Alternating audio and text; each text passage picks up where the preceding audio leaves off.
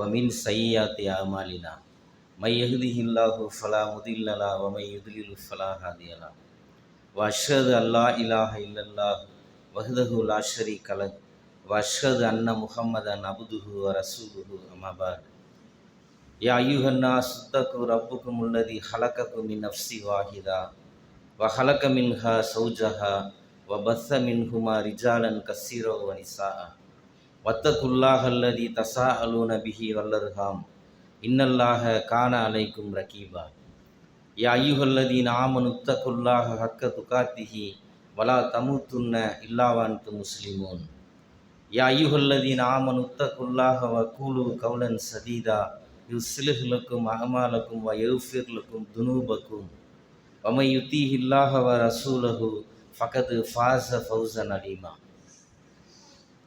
إن أصدق الحديث كتاب الله وأحسن الهدي هدي محمد صلى الله عليه وسلم وشر الأمور محدثاتها وكل محدثة بدعة وكل بدعة ضلالة وكل ضلالة في النار.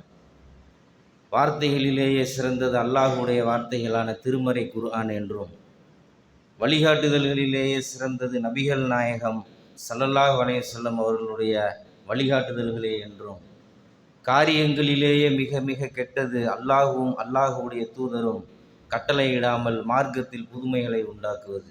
அந்த ஒவ்வொரு புதுமையான காரியங்களும் வழிகேடுகள்.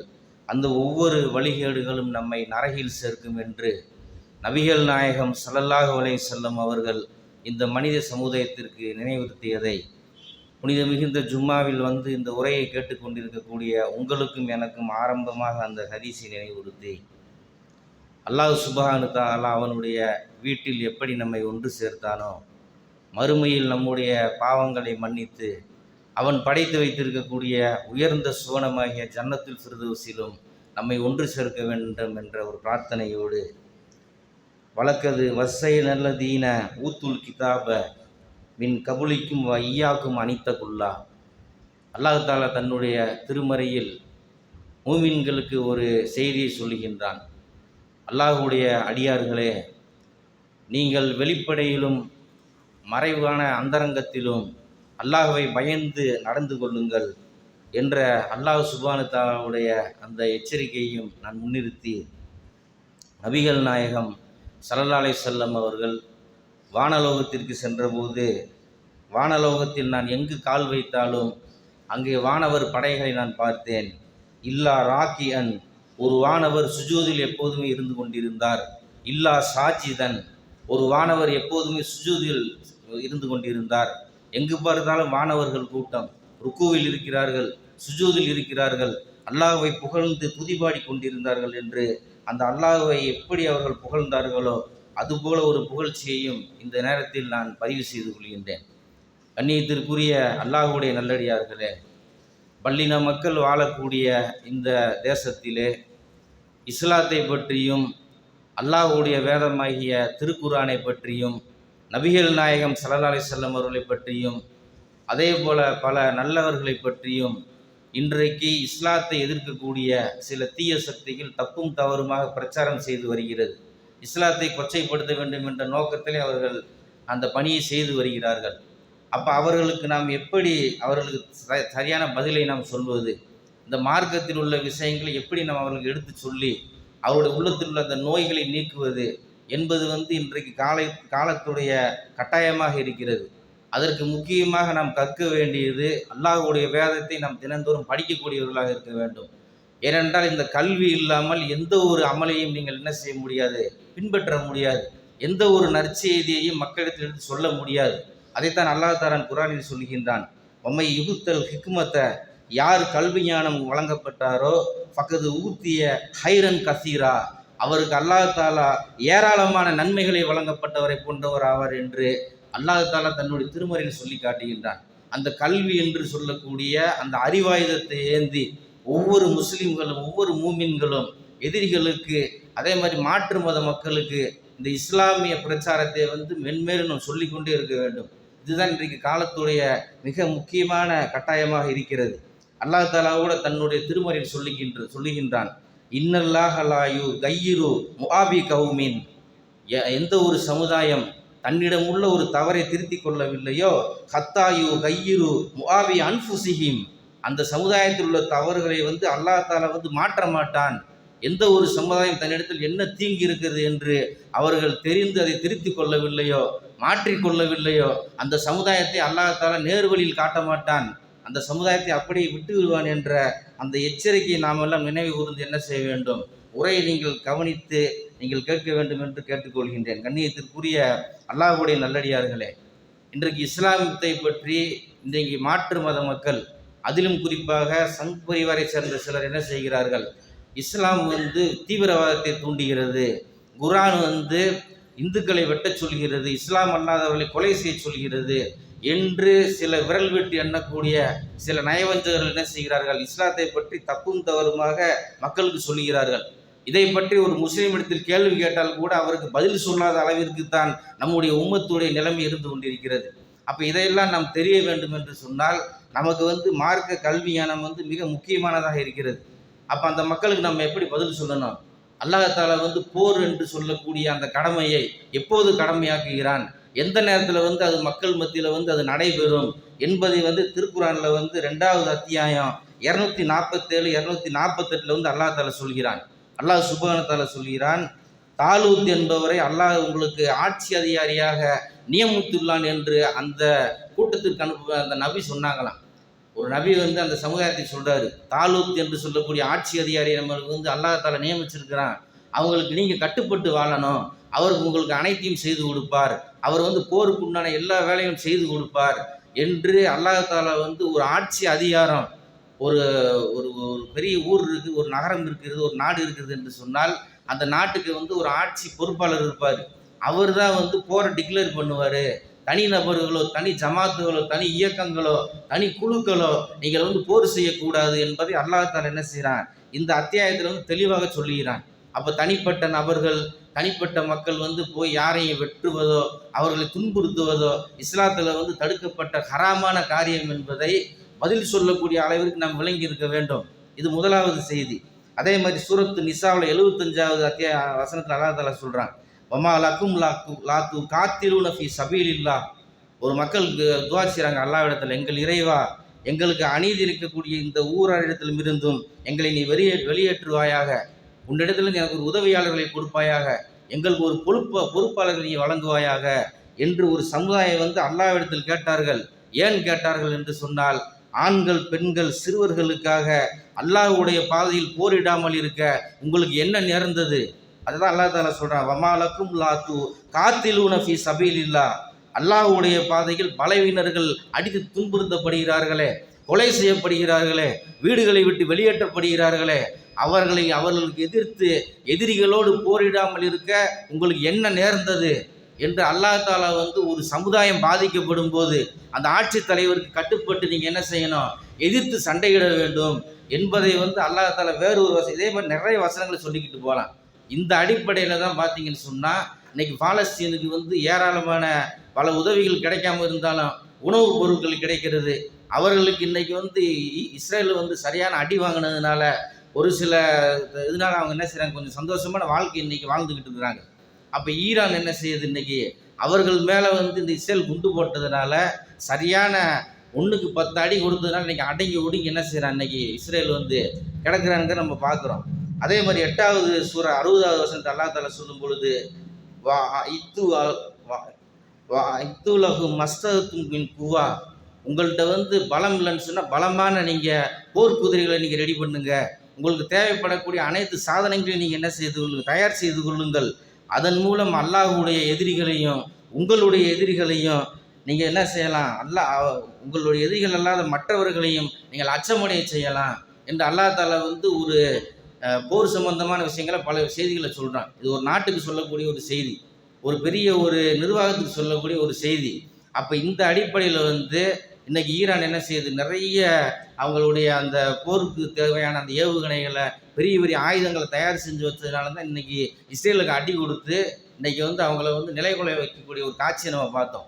அப்போ அல்லாஹ் தஆலா சொல்லக்கூடிய அந்த விஷயங்களை ஒரு நாடு பின்பற்றணும், ஒரு ஆட்சி அதிகாரத்தை இருக்கக்கூடிய அந்த மக்கள் பின்பற்ற வேண்டும் என்பதைத்தான் இந்த போர் சம்பந்தமாக அல்லாஹ் தஆலா சொல்லானே தவிர யாரையும் போய் நீங்கள் வெட்டுங்க, யாரையும் குத்துங்கன்னு சொல்லி இஸ்லாத்தில் குரானில் எந்த ஒரு வசனமும் கிடையாது. அப்படி இறைவன் சொல்லவும் கிடையாது. அப்போ இதையெல்லாம் தெரிஞ்சு வச்சோம்னா தான் நம்ம மக்களுக்கு என்ன செய்ய முடியும், சொல்ல முடியும். சூரத்துல் பக்கராவில் 190வது வசனத்தில் அல்லாஹ் தஆலா சொல்கிறான், வ காத்திலூன ஃபி சபீலில்லாஹி இல்லதீன யுகாத்திலூனக்கும், உங்களுடன் யார் போருக்கு சண்டைக்கு வருவார்களோ அவர்களோடு நீங்களும் போர் செய்யுங்கள். வலா தகுத்தது, நீங்கள் வரம்பு மீறி விடாதீர்கள். இன்னல்லாஹ லா யுஹிப்புல் முஹ்ததீன், வரம்பு மீறியவர்களை அல்லாஹ் தஆலா நிச்சயமாக நேசிப்பது இல்லை என்று அல்லாஹ் தஆலா வம்பு சண்டைக்கு உங்கள்கிட்ட ஒரு நாடு சண்டைக்கு வருதா, நீங்களும் போர் செய்யுங்க. ஏன் அப்படின்னு சொன்னால், அப்படி செய்யாமல் விட்டோம்னு சொன்னால், இப்போ இந்தியாவை நோக்கி சீனா போர் செய்யுது அல்லது பாகிஸ்தான் போர் செய்கிறது, போரை அறிவிக்காமே செய்யுதுன்னு சொன்னால் நீங்கள் பார்த்துட்டு சும்மா இருக்க முடியும். இங்குள்ள பிரதமர் பார்த்துட்டு சும்மா இருக்க முடியாது. அப்படி இருந்தாங்கன்னு சொன்னால் இங்கு உள்ள பொருளாதாரம் சூறையாடப்படும், பொதுமக்கள் கொலை செய்யப்படுவார்கள், இந்த நாட்டை கைப்பற்றக்கூடிய அளவிற்கு அவர்கள் என்ன செய்வார்கள், சண்டையிட்டு வென்று விடுவார்கள். அதனால் நீங்கள் என்ன செய்யணும், நீதியாக நடக்கணும், வரம்பு மீறக்கூடாது என்பதை அல்லாஹ் தஆலா பொதுவான ஒரு நீதியாக அல்லாஹ் சுப்ஹானஹு வ தஆலா சொல்லி காட்டுறான். இது அந்த போர் சம்பந்தமாக மக்களுடைய கேள்விகளுக்கு நாம் செய்யக்கூடிய எடுத்து வைக்கக்கூடிய வாதம். ரெண்டாவது வாதத்தை நீங்கள் பார்க்கும் பொழுது, இஸ்லாம் வாளால் பரப்பப்பட்டது அப்படின்ற ஒரு செய்தியை இன்னைக்கு பல இடத்துல சொல்லி என்ன செய்கிறாங்க, இன்னைக்கு சங் பரிவார் கூட்டம் மக்கள்கிட்ட இல்லாத அப்புறாணி அந்த இந்து மக்கள்கிட்ட சொல்லி பரப்புகிறாங்க. அதை அவங்க நம்பிக்கிட்டு என்ன செய்கிறாங்க, சில இயக்கங்கள் கட்சிகளில் சேர்ந்துக்கிட்டு இஸ்லாத்துக்கு எதிராக பதிவு போடுறதும், இஸ்லாமியர்களை கேவலப்படுத்துறதும், இஸ்லாமிய பெண்களை கிண்டல் செய்கிறதும், இஸ்லாமியர்களை கொச்சப்படுத்தி பேசுறது நம்ம பார்க்குறோம். அப்போ இதுக்கு அல்லாஹ் தஆலா என்ன சொல்கிறான் குரானில், இஸ்லாத்தில் எந்த ஒரு நிர்பந்தமும் கிடையாது. லா இக்ரஹ ஃபித்தீன், இந்த மார்க்கத்தில் எந்த ஒரு நிர்பந்தமும் கிடையாது. நேரு வழியிலிருந்து வழிகேடு தெளிவாகி விட்டது.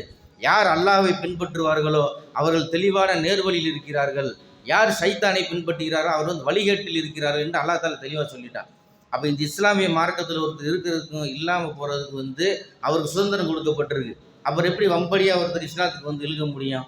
ஒரு மனிதர் அல்லாஹ் ஒருவன் தான் இறைவன் என்று சொல்லி நபிகள் நாயகத்தை ஏற்று இந்த கொள்கை கோட்பாடுகள் உள்ளத்தில் ஏந்தி, இந்த கொள்கை சிறந்த கொள்கை, இந்த கொள்கை நமக்கு மரியாதை தரக்கூடிய கொள்கை, இந்த கொள்கையில் வாழ்ந்தால் நம்ம நிம்மதியாக வாழலாம், ஒரு இறைவனை வணங்குவதன் மூலமாக நமக்கு மன அமைதி பெறலாம் அப்படின்னு யார் விளங்கி வர்றாங்களோ அவங்கள தான் இஸ்லாம் வரவேற்குது. அது இல்லாமல் ஒருத்தர் பணத்தை கொடுத்தோ பொருளாதாரத்தை கொடுத்தோ இஸ்லாத்தை யாராவது சேர்க்குறோமா, அது கிடையாது. அப்போ இப்படிப்பட்ட அந்த அவதூறுகளுக்கு அல்லாஹ் தஆலா என்ன செய்கிறான், இப்படி பதில் சொல்லக்கூடிய ஒரு இதை நம்ம பார்க்குறோம். அதேமாரி அல்லாஹ் தஆலா குரானில் பல இடங்களில் பிற உயிர்களை நீங்கள் துன்புறுத்தக்கூடாது, பிற உயிர்களை கொலை செய்யக்கூடாதுன்னு சொல்லும் பொழுது 5வது அத்தியாயம் 32வது வசனத்தில் அல்லாஹ் தஆலா சொல்கிறான், மன் கதல நஃப்ஸம் பி ஹைரி நஃப்ஸி அல் ஃபசாதி ஃபில் அர்லு, யார் ஒரு மனிதரை வேண்டுமென்றே கொலை செய்து விடுகிறார்களோ ஃபகா அன்னமா கதலன்னாச ஜமீஆ, அவன் ஒட்டுமொத்த மனிதர்களையும் கொலை செய்தவனை போன்றவனாவான். ஒரு மனிதரை ஒரு உயிரை யாராவது வேண்டுமென்றே கொலை செய்து விட்டால் அவன் ஒட்டுமொத்த மனிதர்களையும் மனித குலத்தையும் கொலை செய்த பாவியாவான் என்ற வசனத்தை நாம் எடுத்து சொல்ல வேண்டும். அப்போ எப்படி அல்லாஹ் தஆலா எச்சரிக்கை செய்கிறான் பாருங்க. ஒரு உயிரை இன்னொரு உயிர் கொல்றதுக்கு பயங்கரமான தடை விதிக்கப்பட்டிருக்கு. அதே மாதிரி அல்லாஹ் தஆலா அடுத்த வசனத்தில் சொல்கிறான், வமன் அஹியாஹா ஃபாகா அன்னமா அஹியன்னாச ஜமீஆ, யார் ஒரு மனிதரை வாழ வைப்பாரோ அவர் ஒட்டுமொத்த மனிதர்களையும் வாழ வைத்தவரை போன்றவர் ஆவார்.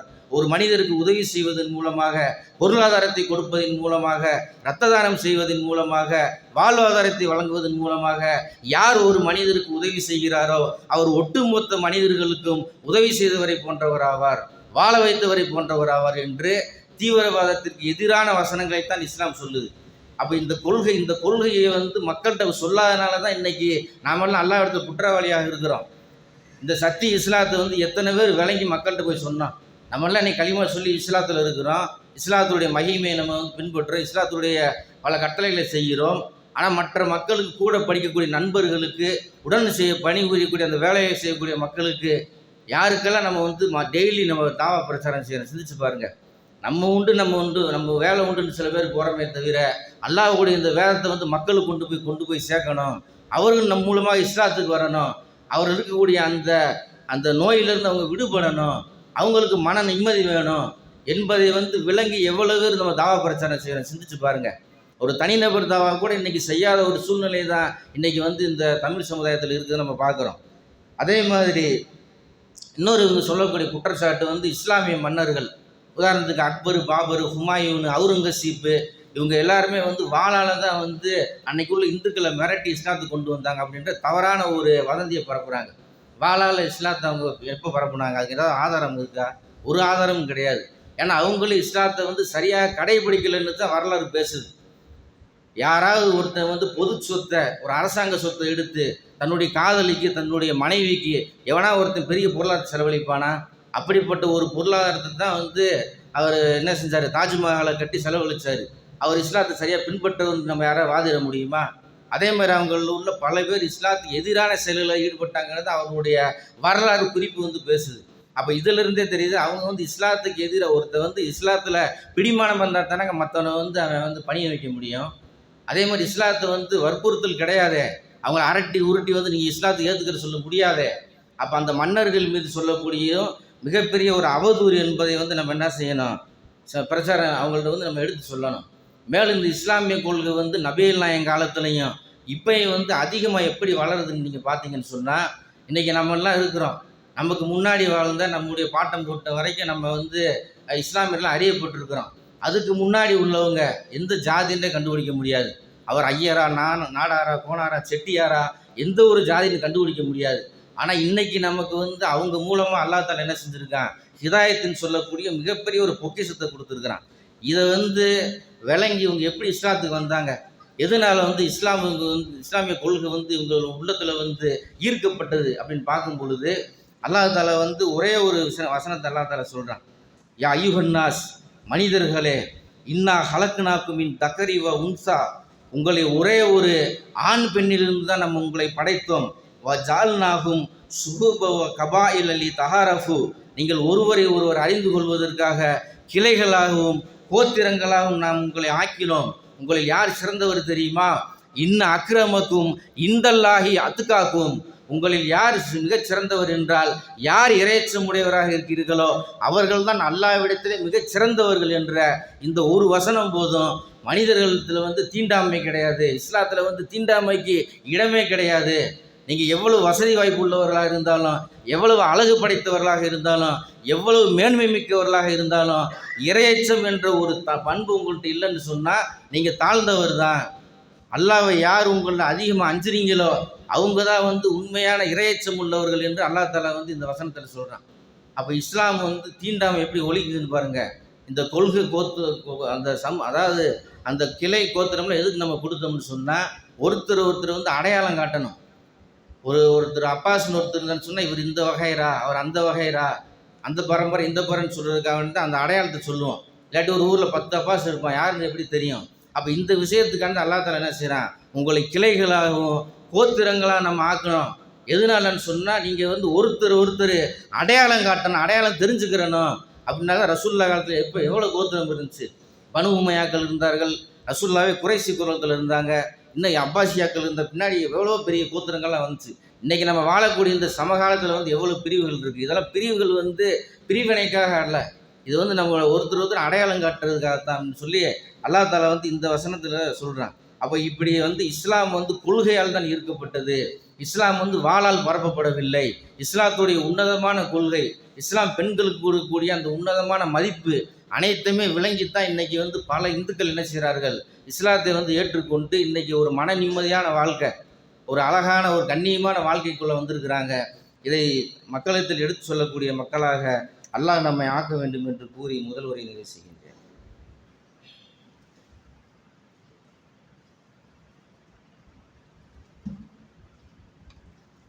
கண்ணியத்திற்குரிய அல்லாஹ்வுடைய நல்லடியார்களே, அல்லாஹ்வுடைய மார்க்கத்தை பின்பற்றக்கூடிய நமக்கு இந்த சமுதாயத்தில் வந்து நீங்கள் சில காரியங்களை செய்தால் இந்த சமுதாயம் வந்து முன்னேற்றம் அடையும் என்பது வந்து அல்லாஹ் தஆலா என்ன செய்கிறான்? தன்னுடைய வேதத்தில் வந்து அல்லாஹ் தஆலா சொல்லி காட்டுகிறான். அதுக்கு வந்து ஒவ்வொரு தனி மனிதனும் தயாராகணும். எப்படியெல்லாம் நீங்கள் தயாராகணும்னு சொல்லி அல்லாஹ் தஆலா சொல்லும் பொழுது அல்லாஹ் குர்ஆனில் சொல்கிறான், மிம்மன் துக்கிரபி ஆயாத்தி ரப்பிஹி, அல்லாஹுடைய அத்தாட்சி வந்து ஒருவனிடத்தில் நினைவூட்டப்பட்டால், அல்லாஹ் என்று ஒரு இறைவன் இருக்கிறான், அவனுடைய ஆற்றலை வல்லமை நீ புரிந்து கொள்ள வேண்டும். அல்லாஹ் தஆலா கடுமையாக தண்டிக்கக்கூடியவன். அதே மாதிரி அல்லாஹ் தஆலா அளவற்ற அருளாளன், நிகரற்ற அன்புடையான் என்று அவனுடைய அத்தாட்சிகளை, அவனுடைய படைப்பினங்களை அவனுடைய வல்லமையை குறித்து ஒரு மனிதனிடத்தில் நினைவூட்டப்பட்டால் அரல அன்ஹா, அதை அவன் புறக்கணிப்பது மட்டுமல்லாமல் நசியமா கத்தமத்தியதா, அவன் முற்படுத்திய அந்த அனைத்து பாவங்களின் தீமைகள் என்ன செய்து விட்டான், மறந்து விட்டான். அவன் செய்யக்கூடிய அல்லாஹ்ன்ற ஒருத்தர் இருக்காண்டா, அவன் அஞ்சிக்கன்னு சொல்லும் பொழுது அவன் என்ன செய்கிறான், அல்லாஹ்வை பற்றி அவன் நினைவே கொள்ள மாட்டேங்கிறான். அவனுடைய அத்தாட்சிகளை அடிக்கடி அனுப்புகிறான். எவ்வளோ பூகம்பங்கள் அனுப்புகிறான், எவ்வளவோ இயற்கை சீற்றங்கள் அனுப்புகிறான், எவ்வளவோ மக்கள் கொலை செய்யப்படுகிறார்கள், எவ்வளோ பாதிப்பு ஏற்படுகிறது. தனிநபராக ஒவ்வொருவருக்கும் பல நோய்களை கொடுக்குறான், பொருளாதார அடியை கொடுக்குறான், குழந்தையின்மையை கொடுக்குறான். இப்படி ஏராளமான அருள்களை அல்லாஹ் தாலா உங்களுக்கு இலக்க செய்கிறானே அப்படின்னு சொல்லி அல்லாஹ்வை பற்றி நினைவூட்டப்படும் பொழுது அரல அன்ஹா, அதை அவன் புறக்கணிப்பது மட்டுமில்லாமல் அவன் முற்படுத்திய அந்த பாவத்தை தீமையை தொடர்ந்து செய்கிறான். இப்படிப்பட்டவன் தான் அநியாயக்கன் அல்லாஹ் தாலா சொல்கிறான். அப்போ இப்படி ஒரு சமுதாயம் இருந்துச்சுன்னு சொன்னால் அந்த சமுதாயத்துக்கு எப்படி அல்லாஹ் தாலா நேர் வழி கொடுப்பான்? ஒரு தனிப்பட்ட நபர்களோ தனி குழுக்களோ அல்லது ஒரு ஊரில் உள்ள மக்களோ இப்படி தனிப்பட்ட மக்களாக இருந்து அல்லாஹ்வுடைய அந்த அதாவை அஞ்சாம தீமைகளை தொடர்ந்து செஞ்சோம்னு சொன்னால் அந்த சமுதாயத்துக்கு எப்படி நேர் வழி கிடைக்கும்? அல்லாஹ் தாலா சொல்கிறான். அதே மாதிரி அல்லாஹ் தாலா மேலும் சொல்லும் பொழுது வமா அசாபக்கும் முசீபத்தின் ஃபபிமா கசபத் ஐதீக்கும், உங்களை அடையக்கூடிய எந்த ஒரு தீமையும் எந்த ஒரு பாவமும் நீங்கள் முற்செய்தி அனுப்பிய அந்த தீமைகளினால்தான் உங்களுக்கு ஏற்படுகிறது. உங்களுக்கு ஏற்படக்கூடிய அனைத்து துன்பமுமே உங்கள் கைகளால் ஏற்பட்டது தான். அல்லாஹ் தாலா யாருக்கு அநியாயம் செய்யலை. உங்களுக்கு ஒரு தீமை ஏற்படுது, உங்கள் குடும்பங்களில் ஒரு பாதிப்பு ஏற்படுது, ஒரு சமுதாயத்தை பெரிய கேவலங்கள் அசிங்கங்கள் ஏற்படுதுன்னு சொன்னால் அது உங்கள் கைகளால் ஏற்படுத்திய தீமை தான், நீங்கள் முற்படுத்தி அனுப்பியது தான், அது அல்லாமல் வேறு ஒன்றும் கிடையாது. அதுதான் உங்களுக்கு நம்ம திருப்பி கொடுக்குறோம் என்று அல்லாஹ் தாலா சொல்லிவிட்டு கதாலிக்க நுஞ்சில் முஃமினீன், யார் தங்களுடைய தவறுகளை பாவங்களை திருத்திக் கொள்கிறார்களோ, யார் பாவத்திலிருந்து விடுபடுகிறார்களோ, யார் தௌபா செய்கிறார்களோ அவர்களை எப்படி அல்லாஹ் தாலா யூனுஸ் நபியை பாதுகாத்தானோ, யூனுஸ் நபி எப்படி அந்த மீனுடைய வயிற்றிலிருந்து அல்லாஹ்வை அஞ்சி பிரார்த்தித்தார்களோ, பாவ மன்னிப்பு கேட்டார்களோ, லா இலாஹ இல்லா அன்த சுப்ஹானக இன்னி குன்து மினஸ் ஸாலிமீன், இறைவா வணக்கத்திற்குரியவன் நீ ஒருவன் தான், நான் அநியாயக்காரன் ஆகிவிட்டேன் என்று எப்படி அந்த யூனுஸ் அலைஹிஸ்ஸலாம் பிரார்த்தனை செய்தார்களோ அது மாதிரி தௌபாவை நீங்கள் அதிகமாக செய்ய வேண்டும். அப்படி அந்த தௌபாவை அதிகமாக யூனுஸ் நபி செஞ்சதுனால தான் அவரை நம்ம என்ன செஞ்சோம், பாதுகாத்தோம், அவரை மன்னித்தோம் என்று அல்லாஹ் தாலா சொல்கிறான். அப்போ தினந்தோறும் நம்ம நம்முடைய நிலைமைகளை சீர் செய்யணும். எந்த ஒரு சமுதாயம் தன்னை மாற்றிக்கொள்ளவில்லையோ அவர்களுக்கு அந்த சமுதாயத்துக்கு அல்லாஹ் தாலா நேர்வழி காட்டவே மாட்டான். தன்னிடத்தில் உள்ள தீமைகளை மாற்றணும். என்னிடத்தில் உள்ள தவறை நான் மாற்ற வேண்டும். என்னுடைய சமுதாயத்தில் உள்ள பாவங்களை தவறுகளை சுட்டி காட்டி அவர்களை திருத்த வேண்டும். அப்படிப்பட்ட சமுதாயமாக இருந்தால் தான் அல்லாஹ் தாலா அவனுடைய அருளை பொழிவான். அதனால் இஸ்திக்ஃபாரை பாவம் மன்னிப்பு அதிகமாக நம்ம தேடணும். நம்மளாம் நினச்சிக்கிட்டு இருப்போம், நம்ம 5 நேரம் தொழுகிறோமே, வாரத்தில் சும்மாவுக்கு கலந்துக்கிறோமே, இந்த முஹர்ரம் மாதத்தில் நோன்பு நோக்கிறோம், மற்ற நோன்புகளை நோக்கிறோம், சொர்க்கத்துக்கு அப்படின்னு தப்பு கணக்கு போட்டுக்கிட்டு இருக்கோம். அப்படி கிடையாது. இதெல்லாம் அல்லாஹ்வுக்கு நீங்கள் செய்ய வேண்டிய கடமை. தொழுகைங்கிறது அல்லாஹ் தாலா ஒவ்வொரு முஸ்லீமுக்கும் கலிமா சொன்னவனுக்கெல்லாம் கடமையாக்கி வச்சிருக்கிறான். இதன் மூலமாக சொர்க்கம் நீங்கள் செய்ய முடியாது.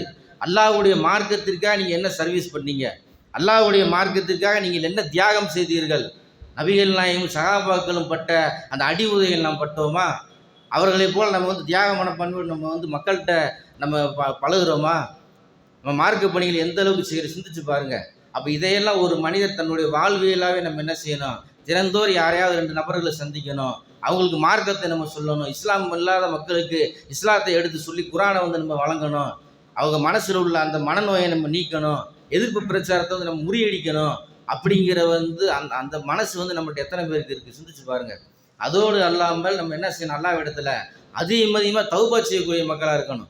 நபிகள் நாயகம் ஸல்லல்லாஹு அலைஹி வஸல்லம் சொல்கிறாங்க, யார் தினந்தோறும் காலையிலும் மாலையிலும் சுப்ஹானல்லாஹி வபிஹம்தி என்று 100 முறை சொல்லுவாரோ, கடல் நுரையளவு அவர்கள் தீமை செய்திருந்தாலும் அல்லாஹ் தாலா அதை மன்னித்து விடுவான், சிறிய பாவங்களை. இதை ஒவ்வொரு மனிதரும் விடாமல் நம்ம செஞ்சு வரணும். உள்ள அமைதி வரும். யாருமே பரிசுத்தமான ஆள் கிடையாது, எல்லாருமே தவறு செய்யக்கூடியவங்க தான். புல்லு பனி ஆதம ஹதாவுன் பில்லைலி வன்னஹார், ஆதமுடைய மக்கள் அனைவருமே தீமை செய்பவர்கள் தான். இரவிலும் பகலிலும் அவங்க பாவம் செய்யக்கூடியவங்க தான். அவங்களில் யார் சிறந்தவங்க தெரியுமா? தன்னுடைய பாவங்களுக்காக அல்லாஹ்விடத்தில் இறைஞ்சி யார் மன்னிப்பு கேட்கிறார்களோ அவர்கள் தான் மனிதர்களை மிகச் சிறந்தவர் என்று அல்லாஹ்வுடைய தூதர் சொன்னார்கள். அதே மாதிரி அஸ்தக்ஃபிருல்லாஹ்னு சொல்லி ஒரு 100 முறை நீங்கள் சொல்லுங்கள், இறைவா என்னுடைய பாவத்தை மன்னிப்பாயாக, இறைவா என்னுடைய துன்பத்தை நீக்குவாயாக, இப்படி யாரெல்லாம் சொல்லுவாங்களோ அல்லாஹ் தாலா அவங்கள மன்னிக்கிறான் என்று நபிலாம் சொல்கிறாங்களே. அப்போ இப்படிப்பட்ட சின்ன சின்ன சுன்னத்துகளை கூட இன்றைக்கு உம்மத்து செய்யாமல், இன்றைக்கு குறிப்பாக இளைஞர் சமுதாயத்தை நீங்கள் எடுத்துக்கோங்க. இன்றைக்கி இளைஞர் இடத்துல வந்து எவ்வளவு பாவங்கள் இன்றைக்கி அரங்கேறி விட்டது. எல்லாமே இன்றைக்கி பாருங்கள், போதைகள்லையும் காதல்னு சொல்லக்கூடிய அந்த மோசமான விஷயங்கள்லையும் தன்னுடைய இளமைகளை வந்து சீரழித்து கொண்டிருக்கிறார்கள். இன்றைக்கி இளைஞர்கள் வந்து மார்க்கத்தை பின்பற்றக்கூடாது, இந்த இளைய சமுதாயம் வந்து வீணாக போகணும், இஸ்லாமியுடைய அந்த வளர்ச்சி வந்து நம்ம தடுக்கணும்னு சொல்கிறதுக்காக எதிரிகள் விட்டது தான் இந்த போதை கலாச்சாரம்ங்கிறது. இந்த போதை கலாச்சாரம் இன்றைக்கி எவ்வளோ வளர்ந்துக்கிட்டு இருக்குது. இன்றைக்கி இன்ஜெக்ஷன்லேருந்து என்னென்னமோ போதையெல்லாம் இன்றைக்கி வந்துருச்சு. இன்றைக்கி இஸ்லாமிய பெண்கள், இஸ்லாமிய ஆண்கள்லாம் பாதுகாக்கணும்னு சொன்னால் ஒவ்வொரு நபரும் வந்து ஒரு முடிவோட இந்த ஜும்மாவுடைய சபையிலேருந்து நீங்கள் போகும்போது ஒரு உள்ளத்தில் ஒரு இதோடு நீங்கள் போங்க. நம்முடைய குடும்பத்தில் உள்ள தவறுகளை வந்து நம்ம சுட்டி காட்டி திருத்தணும். நம்முடைய இளைஞர் கூட்டத்தை வந்து நம்ம நல்வழிப்படுத்தணும். நபிகள் நாயகம் எப்படி சஹாபாக்களை உருவாக்குனாங்களோ அது மாதிரி ஒரு நல்ல பிடிப்புள்ள ஒரு சமுதாயமாக உருவாக்கணும். நல்ல ஒரு இளைஞர் கூட்டமாக அந்த மக்களை நம்ம எடுக்கணும். அவங்களுடைய மொபைல்களை வாங்கி நீங்கள் செக் பண்ணணும். ஏன்னா இன்றைக்கி எல்லாருமே பாருங்கள், இன்றைக்கி காதல் என்று சொல்லக்கூடியவர்கள் விழுந்து கிடக்கிறாங்க. இன்னும் தவறான தொடர்புகளில் வந்து இன்றைக்கி சமுதாயம் போய்கிட்டு இருக்கு. இதெல்லாம் ஜும்மா மேடையில் கண்டிப்பாக பேசித்தான் ஆகணும். ஏனென்று சொன்னால் அல்லாஹ்வுடைய தூதர் வந்து ஜும்மா மேடைகளில் வந்து முகம் சிவக்கிற அளவுக்கு என்ன செய்வாங்க, எச்சரிக்கை அதிகமாக சொல்லுவாங்க. நரகத்தை பற்றி சொல்லுவார்கள், மறுமையை பற்றி சொல்லுவார்கள். அப்போ நம்முடைய சமுதாயம் நாளைக்கு மறுமையில் வந்து ஜெயிக்கணும், அல்லாஹ்வுடைய அன்பை பெறணும், நபிகளாரோடு சொர்க்கத்தில் இருக்குன்னு சொன்னால் சொல்லக்கூடிய செய்திகளை வந்து பட்டவர்த்தனமாக சொல்கிறத தவிர வேறு வழி கிடையாது. இங்கே சொல்லாமல் எங்கே சொல்ல முடியும்? அப்போ அதனால் அன்பார்ந்த சகோதர சகோதரிகளே, நம்ம சொல்லக்கூடிய விஷயம் ஒன்றே ஒன்று தான். அல்லாஹ்விடத்தில் அதிகமாக பாவ மன்னிப்பு தேடணும். அல்லாஹ்விடத்தில் தௌபா செய்யக்கூடிய ஒரு பண்பை நம்ம ஏற்படுத்தணும்னு சொன்னால் உங்களுக்கு வானத்திலிருந்து நம்ம மலையை இறக்குவோம், உங்களுக்கு வந்து அதிகமான அருள்குலையை வெளிப்படுத்துவோம், உங்களுக்கு ஏராளமான விஷயங்களை செய்வோம்னு அல்லாஹ் தஆலா வாக்குறுதி கொடுக்குறார். அல்லாஹ்வுடைய வாக்குறுதி வந்து என்னைக்காவது பொய்ப்பிக்கப்பட்டிருக்குதா? அப்போ அதையெல்லாம் நம்ம செய்யாதனால தான் இன்றைக்கி இழிவுள்ள ஒரு கூட்டமாக இன்றைக்கி நம்ம மாறிக்கிட்டு இருக்கோம். இன்றைக்கி 5 நேர தொழுகையை வந்து நம்ம இடத்துல எத்தனை பேர்கிட்ட வந்து சரியாக சிந்திச்சு பாருங்கள். தொழாத ஒரு சமுதாயத்துக்கு அல்லாஹ் தஆலா எப்படி உதவியை கொடுப்பான் சிந்திச்சு பாருங்கள். அப்போ தொழாத மக்களுக்கு வந்து அன்பாக அவங்க மீது இறக்கப்பட்டு கருணையோட பரிவோடு நம்ம என்ன செய்யணும், ஒவ்வொரு நபர்களையும் தொழுகைக்கு அழைப்பு கொடுத்து அவங்கள பள்ளிக்கு கொண்டு வரக்கூடிய பணியை நம்ம செய்யணும். அவங்க தீமையில் போய் கிடக்கும்போது நம்ம விட்டு போகக்கூடாது. அந்த தீமைக்கு சரியான நிவாரணம் வந்து தொழுகை தான். அதே மாதிரி வந்து அல்லாஹ்விடத்தில் அதிகமாக தௌபா செய்யக்கூடிய சமுதாயத்துக்கு அல்லாஹ் தஆலா மென்மேலும் உதவியை செய்வான். மேலும் இந்த இஸ்லாமிய கொள்கையை வந்து யாரெல்லாம் நம்ம பின்பற்றுறோமோ அந்த இஸ்லாத்தில் இருக்கக்கூடிய செய்தியை வந்து அதிகமாக அறிகிறதுக்கு படிக்கணும். அந்த படிப்பு இல்லாதனால தான், கல்வி இல்லாதனால தான் ஒரு சமுதாயம் குருட்டு சமுதாயமாக இருக்குது. கல்வி சுமந்தவங்களும் சும்மா இருக்கக்கூடாது. கல்வியை நான் சுமந்துருக்கிறேன், ஆனால் அதை பின்பற்றாமல் அதை மக்கள்கிட்ட சொல்லாமல் இருந்தால் வேதத்தை சுமக்கக்கூடிய கழுதைகளுக்கு ஒப்பாக நீங்கள் இருக்கிறீர்கள் யூதர்கள் அல்லாஹ் தஆலா சொல்கிறான். அப்போ அது மாதிரி ஒரு தீய ஒரு போக்கு வந்து நம்மள்கிட்ட வரக்கூடாது அப்படின்னு சொன்னால் நீங்கள் தினந்தோறும் குரானை வந்து அரபியில் தெரியாட்டி கூட தமிழில் எடுத்து நீங்கள் படிங்க. தமிழாக்கத்தை எடுத்து அதிகமாக நீங்கள் என்ன செய்யணும், அதை வந்து படிக்கும் பொழுது அல்லாஹ் தஆலா வந்து நிறைய செய்திகளை உங்களுடைய மூளைகளில் உள்வாங்க செய்யலாம். தெரியாத விஷயங்களில் வந்து உலமாக்கள்கிட்ட, அரபு தெரிஞ்ச மக்கள்கிட்ட வந்து கேட்டு நம்ம தெரியணும். இது மாதிரி ஒரு விஷயம் இன்றைக்கி பல இடங்களில் கிடையாது.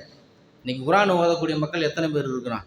குரானுடைய தொடர்பு இல்லாமல் சொன்னால் எப்படி மறுமையில் வெற்றி பெற முடியும்? சிந்திச்சு பாருங்கள். அப்போ இஸ்லாத்தில் இருக்கிறது வந்து ஏதோ பேருக்கு இருக்கிற மாதிரி நம்ம இருக்கக்கூடாது. அல்லாஹ் தஆலா மறுமையில் நம்மளை விசாரிப்பானே, வம்தாஜுல் யௌம் ஐயுகல் முஜ்ரிமூன், அந்த நாளில் வந்து ஒவ்வொருவரையும் நம்ம தனித்தனியாக விசாரிப்போம். நல்லவர்கள் கெட்டவர்கள் நம்ம மறுமையில் பிரிப்போம். நல்லவர்கள்லாம் வலப்பக்கம் இருப்பார்கள், கெட்டவர்கள்லாம் இடப்பக்கம் இருப்பார்கள். ஒவ்வொரு சாராரையும் குறித்து நம்ம விசாரிப்போம். உனக்கு கொடுக்கப்பட்ட ஆயுளை நீ எப்படி கழித்தாய், உன்னுடைய இளமையை நீ எப்படி செலவழித்தாய், நீ எந்த வகையிலெல்லாம் நீ இஸ்லாத்திற்காக நீ பணிபுரிந்தாய், தொழுகையை முறையாக நீ செய்தாயா, பெற்றோர்களை பேணினாயா, ஹலால் ஹராம் பேணி நீ வாழ்ந்தாயா, இப்படி ஒவ்வொரு கேள்விகளையும் அல்லாஹ் தஆலா கேட்பானே. அப்போ இதையெல்லாம் மறக்கக்கூடிய சமுதாயமாக தான் நம்ம இருந்துக்கிட்டு இருக்கோம். ஏன்னா சைத்தான் மறக்கடிக்க செஞ்சுருவான். பள்ளியில் இருக்கும்போது இருக்கக்கூடிய இறையச்சை வந்து பள்ளியை விட்டு வெளியேறி வீடுகளுக்கோ கடைகளுக்கோ செல்லும் பொழுது அந்த தக்குவா வந்து நம்ம விட்டு போய் விடுகிறது. இது இயல்பான ஒரு விஷயம். ஆனால் அதை நம்ம நினைவூட்டி கொண்டிருந்தால் தான் நம்ம உள்ளம் சரியாக இருக்கும். ஒரு விஷயத்தை தொடர்ந்து செய்யும்போது தானங்க அதுக்கு ஒரு உயிரோட்டம் இருக்கும். இப்போ ஜும்மா முடிச்சுட்டு அடுத்து ஜும்மாவுக்கு தொழு வந்து வர மக்களை நம்ம இருந்தோம்னு சொன்னால் அல்லாஹ் தஆலா நம்முடைய உள்ளத்தில் வந்து எப்படி ஒரு ஈமான் இறைச்சத்தை கொடுப்பான், எப்படி நம்முடைய வாழ்க்கை மேம்படும், அல்லாஹ்வுடைய உதவி நமக்கு எப்படி கிடைக்கும். அப்படி ஒரு உதவி கிடைச்சாலும் இந்த துனியாவுக்கு தான் அது பயன்படும், மறுமைக்கு பயன்படாது. அதனால் அல்லாஹ்வுடைய உதவி உங்களுக்கு வேணும். அல்லாஹ்வுடைய பரக்கத் ரஹ்மத்து உங்களுக்கு வேணும்னு சொன்னால் மார்க்கத்தை வந்து நாம் கற்காத மக்களாகத்தான் பல பேர் இருக்கிறோம். குர்ஆன் ஓத தெரியாத மக்களாகத்தான் பல பேர் இருக்கிறோம். அப்போ அந்த குர்ஆன் அல்லாஹ்வுடைய கலாமை வந்து விரும்பி ஓதக்கூடியவங்க நம்ம இருக்கணும். சினிமா பாட்டை மட்டும் எப்படி ராகம் போட்டு கேட்குறோம், எப்படி கதை புக்குகளை படிக்கிறோம், எப்படி ஒரு மொபைல் ஃபோன் எடுத்துட்டா எவ்வளவு தள்ள வந்துக்கிட்டே இருக்குது, அதுல எல்லாம் ஆர்வத்தை நம்ம செலுத்துகிறோமே. அப்போ சைத்தான் வந்து உங்களை தெளிவாக வழிகெடுத்து கொண்டிருக்கிறான். அவனை நம்ம ஜெயிக்கணும்னு சொன்னால் குர்ஆனோடு அதிகமான தொடர்பு வைக்கணும், ஹதீஸுகளோடு அதிகமான தொடர்புகளை வைக்க வேண்டும். ஒவ்வொரு மனிதரும் வந்து ஒரு பிரச்சாரராக நீங்கள் மாற வேண்டும். அப்படி நீங்கள் செஞ்சீங்கன்னா தான் இளைஞர்களை வந்து போதையிலேருந்து பாதுகாக்க முடியும், வாலிப பெண்களை வந்து ஃபசாதுகளில் குழப்பத்திலேருந்து பாதுகாக்க முடியும். நம்ம உம்மத்து வந்து அடுத்த கட்டத்துக்கு கொண்டு போகணும்னு சொன்னால் மார்க்கத்தை வந்து முறையாக கற்க வேண்டும். அந்த மார்க்கத்தை வந்து நீங்களும் பின்பற்ற வேண்டும், நம் பிற மத மக்களுக்கு எடுத்து சொல்ல வேண்டும் என்று கூறி இந்த ஜும்மா உரை நிறைவு செய்கின்றேன். வாஹிர் தாவானா அல்ஹம்துலில்லாஹி ரப்பில் ஆலமீன். அஸ்ஸலாமு அலைக்கும்.